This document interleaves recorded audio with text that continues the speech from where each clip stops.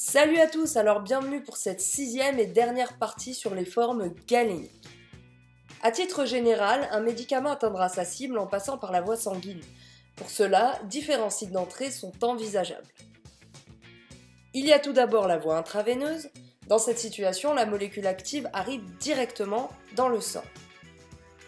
Mais dans le cas d'une injection sous-cutanée ou intramusculaire, le médicament devra d'abord diffuser dans ces tissus pour atteindre ensuite la circulation sanguine. Les méthodes citées précédemment sont assez invasives.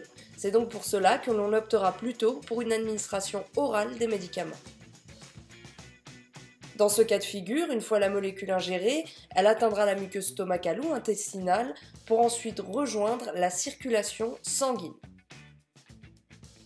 La principale limite de la médication par voie orale est l'effet de premier passage hépatique. En effet, lorsqu'une substance traverse le système porte, elle est souvent métabolisée ou inactivée. La voie rectale n'est pas exempte de l'effet de premier passage hépatique, mais elle a l'avantage de présenter des veines à l'extrémité du rectum qui aboutissent directement à la veine cave. On notera tout de même que dans le cas de la voie sublinguale, l'effet de premier passage hépatique est évité car le système veineux dans cette région aboutit directement dans la veine cave supérieure. Dans le cas d'une substance inhalée, le processus est le même, mais pour ce cas de figure, on recherchera plutôt un effet local et très rarement systémique.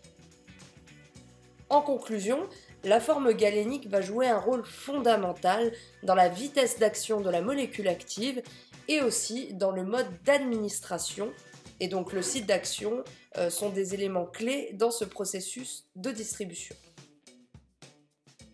On en vient alors à la notion de biodisponibilité qui désigne la portion du médicament qui réussira à atteindre la circulation sanguine.